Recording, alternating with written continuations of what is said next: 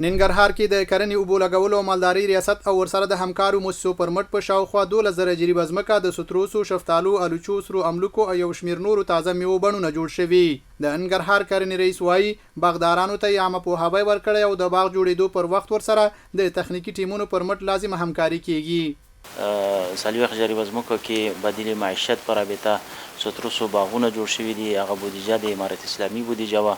او بعضې سچ لکه نورو ولسوالیو کې او خاص کر په دغه ځای کې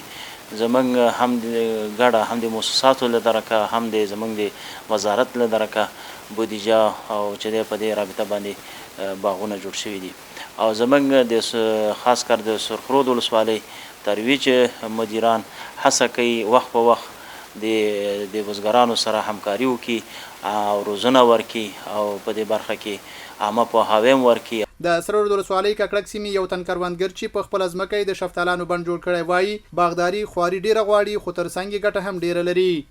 او موږ په دغه منطقه کې دغه باغداري لرو چې لکه الوچه سوله، شفتالو سولو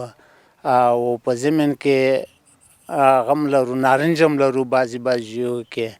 دغه قسم ته شیان موږ میوجات موږ لرو. خو په دې کې موږ سره دولت موږ ته سره هم راکړې ده، تخمونه هم راکړي دي. خو موږ دولت نه دا غواړو چې موږ ته په دې کې لږ هغه اضافه کړي، موږ ته لکه سره او دغه تخمونه چې دي دا موږ ته اضافه کړي. د ککړک سیمې یو بل کروندګر وایي که چیرې باغدار په خپل وخت د بوټو شاخه بوري او پالنه وکړي نو حاصل به یې څو چنده زیات وي. موږ دغه منطقو باندې باغداري لکه الوچه او شفتالو د سره املوک دا شیان دا منطقه د موږ د دې لپاره ډېره ښه مناسبه ده او ډېر حاصلات ورکوي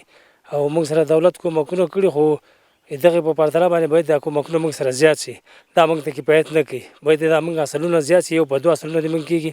او دغه منطقه ورته مناسبه ده او باید په دې څنګ کې موږ ته کاچکیانې او دا شیان موږ ته راکړي چې د موږ دا ونې او دا شیان پرمختګ وکړي او دا باغداري د موږ سره برابر شي. هیواد کې د باغداري په زیاتوالي سره تر ډیره په کور دننه د تازه میوو غوښتنې پوره شوي او د بهرنیو هیوادونو میوو ځای یې نیولی.